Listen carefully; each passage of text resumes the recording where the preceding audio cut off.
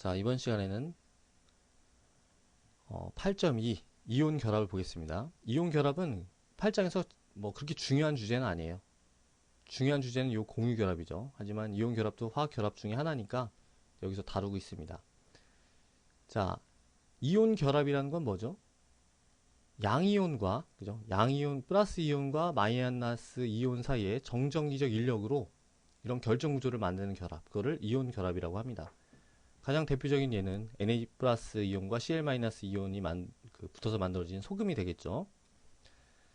자, 이온 결합에서 제일 중요한 거는요, 바로 격자 에너지예요. 이온 결합에서는 격자 에너지 하나만 잘 알면 됩니다.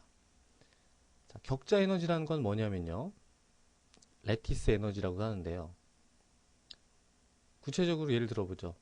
소금의 격자 에너지다. 그러면은 어떤 반응에 대한 에너지냐면요, NaCl 고체가 있습니다. 고체 결정이에요. 1몰이죠. 걔를 완전히 뜯어냅니다. 뭘로 뜯어내냐면은 Na 플러스 상태의 기체랑 Cl 마이너스 상태의 기체를 완전히 뜯어내는 거예요. 이 반응에 대한 델타 H 값, 이게 바로 소금의 격자 에너지입니다. 구체적인 값은 788 kJ/몰이에요. 그래서 여기 보면은 788이 나오죠. 자, 다시 한번 보면요, 격자 에너지라는 것은 고체 상태의 이온을 기체 상태의 이온으로 완전히 뜯어내는 데 필요한 에너지입니다. 자, 절대로 물에다 녹이는 게 아니에요. 물에다 녹여서 Na 플러스 용액을 만드는 게 아닙니다. 물에다 녹이면 Na 플러스 에큐오스가 되는 거죠. 예, 이게 아니라 가스 상태의 이온입니다. 그러니까 플라즈마가 되는 거죠. 굉장히 큰 에너지가 필요한 거예요. 그래서 여러 가지 이온 화합물들이 있지만 걔네들의 격자 에너지가 다 이렇게 큰 값입니다. 1030kJ/몰, 뭐 최소한 600, 700kJ/몰, 큰 거는 몇천 kJ/몰까지 있죠. 공유결합의 세기가 보통 한 2, 300kJ/몰 밖에 안 되기 때문에 그거보다 훨씬 더 센 그런 결합이라고 볼 수가 있습니다. 자, 우리가 이제 이렇게 여러 가지 이온 화합물의 격자 에너지를 쭉 보면요, 어떤 패턴이 있는 걸 알 수가 있습니다. 여기서 이렇게 줄어들고요, 여기서도 줄어들고, 여기서도 줄어들고요. 얘네들은 굉장히 크고, 이런 어떤 패턴이 있어요. 자, 이 패턴은 어디서 유래하느냐? 우리가 이제 식을 통해서 쉽게 이해를 할 수가 있습니다.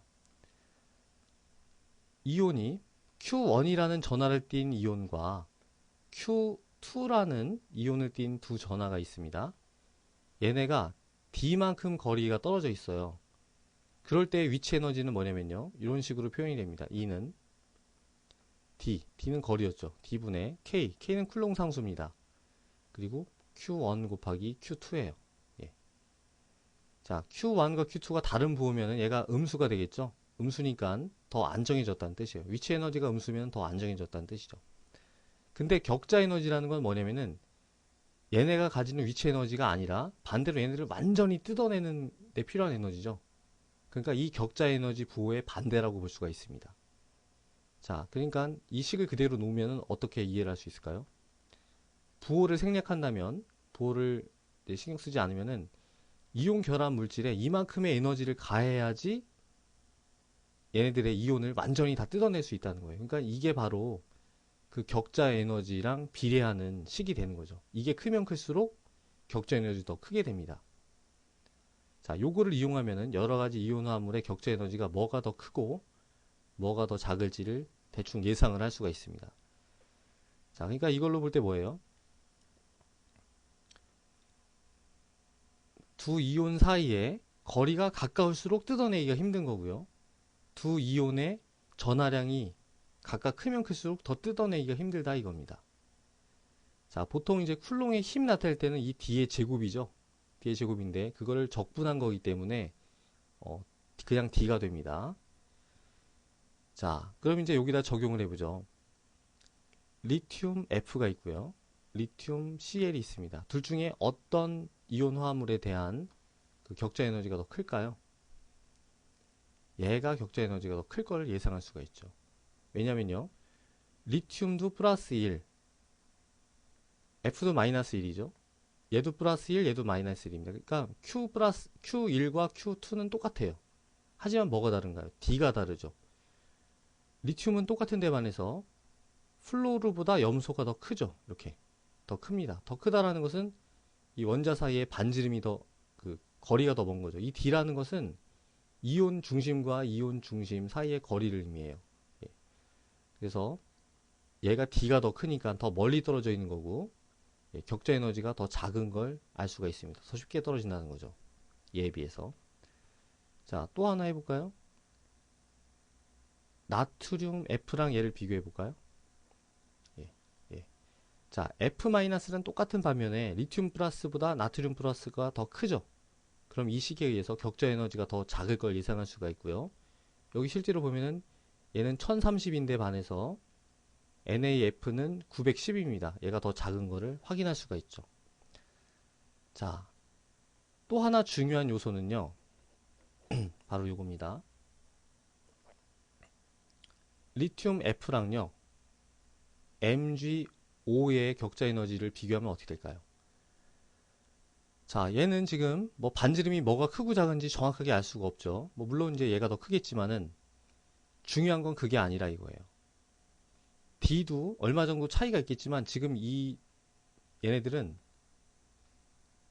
그보다 더 근본적으로 큰 차이가 있습니다. 뭐냐면은 리튬은 플러스 1, 마이너스 1인데 반면에 얘는 어때요? 플러스 2랑 마이너스 2죠. 자, 플러스 2랑 마이너스 2면은 D가 어떻든지 간에 몇 배가 커지는 건가요? 얘네들이랑 비교했을 때. D가 똑같다고 해도 4배가 더 커지는 거죠. 4배. 자, D는 변한다고 해도 뭐 2배, 3배 변하진 않거든요.